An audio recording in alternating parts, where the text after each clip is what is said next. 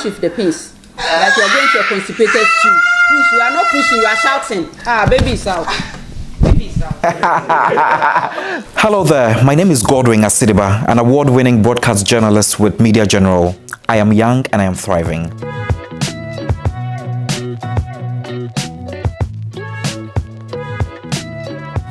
Well, it's been an interesting journey as far as my career is concerned. All I knew was that I wanted to be on television, but I didn't know exactly what I wanted to do. So there was a time where I wanted to be an actor, I wanted to be a television presenter, or I wanted to be a journalist. So when I entered into tertiary, I had to be taking up auditions here and there just because I felt I was a good actor and I wanted to pick up some roles here and there and try my hands on them and see if it would work for me.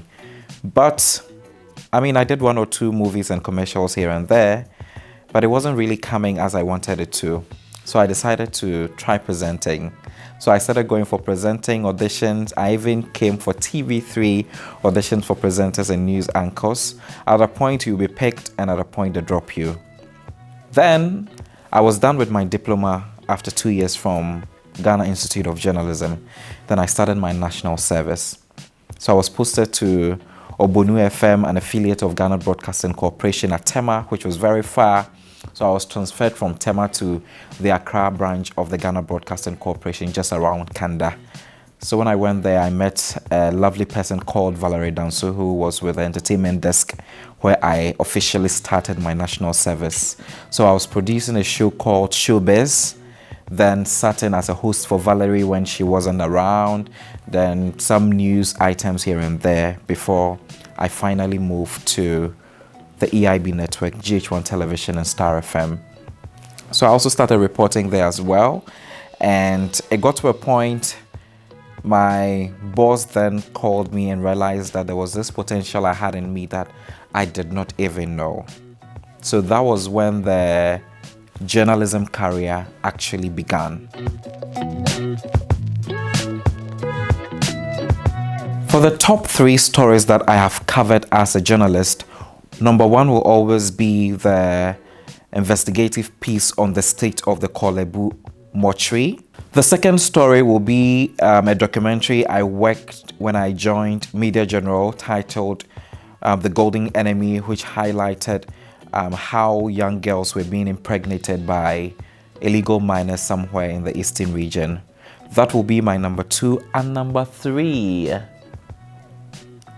Okay, number 3 will be the story that won me the GJA, the 2021 GJA award, which had to do with sanitation crisis in public toilets.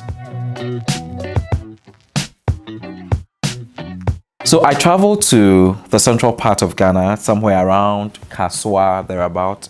That's where you can find Aplaku. And whilst I was doing a story on flooding, that place is a waterlogged area. So anytime they open the dam, it floods to home. So I was just following up on that story after the dam was opened. And then I met a chief in the community just to get some of their displeasures for him to share with me what they have experienced together with other residents over the years as far as the flooding is concerned. And then he spoke to me about the state of their clinic. So I was like, okay, why not? Let's go there. So I went there and I saw the facility, which was called the Aplaku Family Fitness Clinic. And the state of the facility was not good at all. So anytime I am telling a story, I'm not just telling the story, but I'm telling the story to get results. So I was looking at how I could get the attention for the story. I could tell the story all right, but this was a community that was in dire need of good health conditions. You understand? So I decided to do the story normally and also do a dramatic piece to camera that will make the story go viral.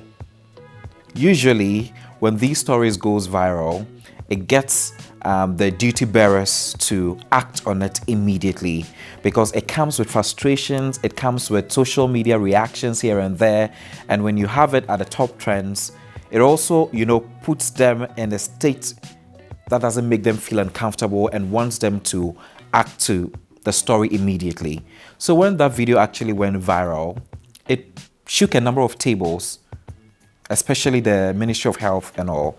And they had to actually sanction the person who gave me the go-ahead to do the story. But in all of that, the story got results after the video went viral.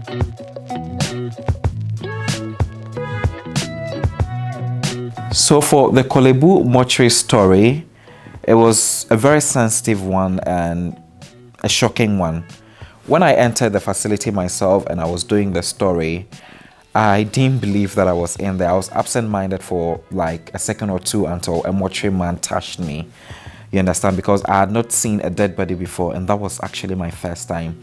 I didn't go there with my camera. I only went there with my own equipment and my phone to get the visuals myself. So you could tell how I was shocked and at the same time wanted to execute the reason that took me there.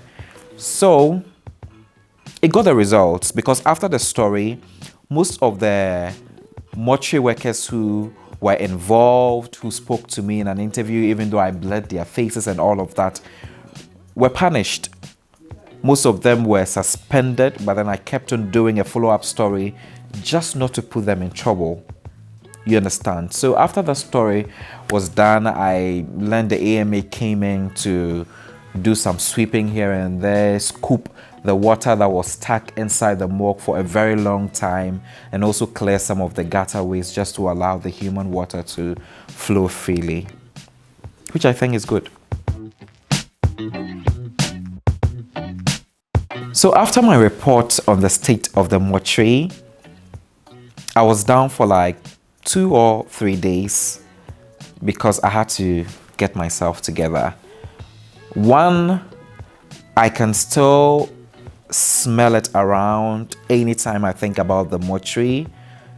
2, there was just this scene that I wouldn't like to experience again, because anytime they are conducting embalmment on a dead body, there's this long, I don't know if I should call it a needle or a metal, that they insert on the body just to put some medicine there to be able to sustain the body for a very long time.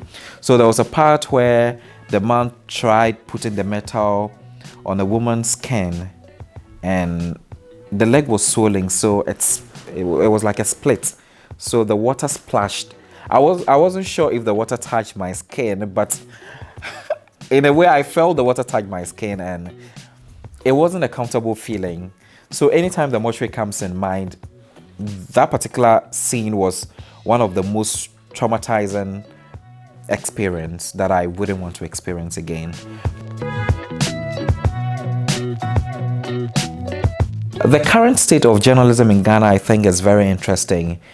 We have more young people who are doing very well in journalism. The young ones are allowed to bring in a certain flair that will give you the look and feel. You know, back then, journalism was just about you coming, sitting on camera. I mean, it had this hardcore feeling that I think is a bit relaxed now, because me, for instance, I'm able to, you know, speak freely to the camera, you know, do some little drama here and there just for the person to feel excited watching the news. So yeah, I mean, we are adding a little flair, or should I say spice, into our storytelling, and it makes it stand out and also at the end tell a good story.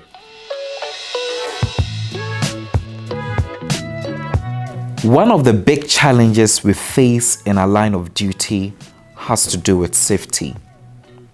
There are times that journalists are beating when they are not supposed to be beating. There are times that we are being warned not to do certain stories which is not supposed to be done, and I feel it should come to an end. They should allow us to do our work freely. Journalism is not a crime. We are only doing our work.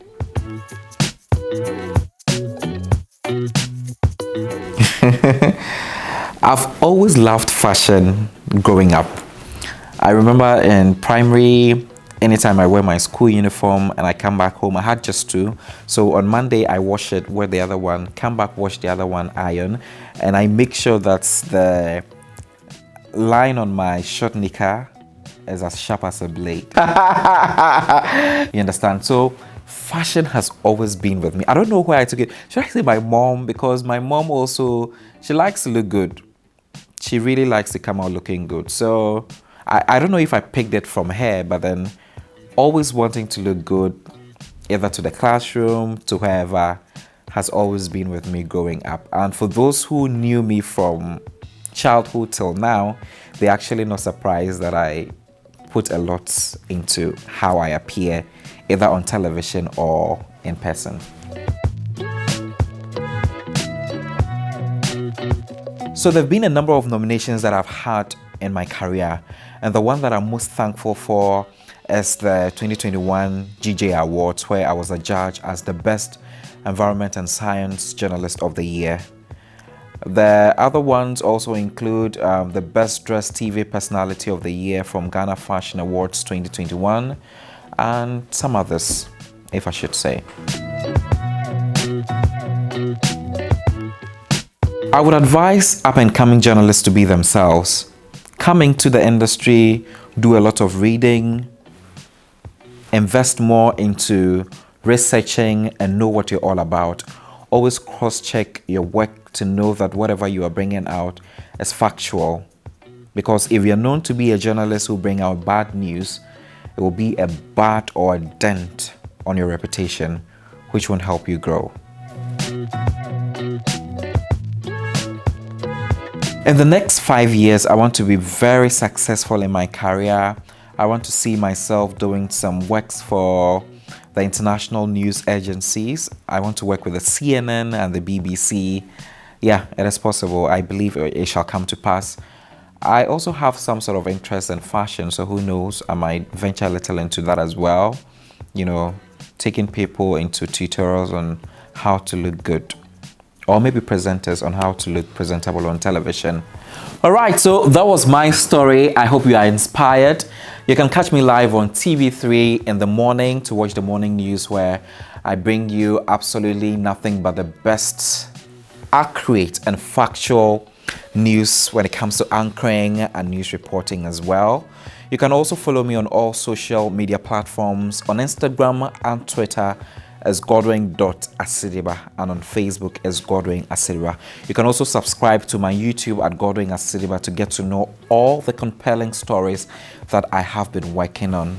Until then, bye-bye. See you next time.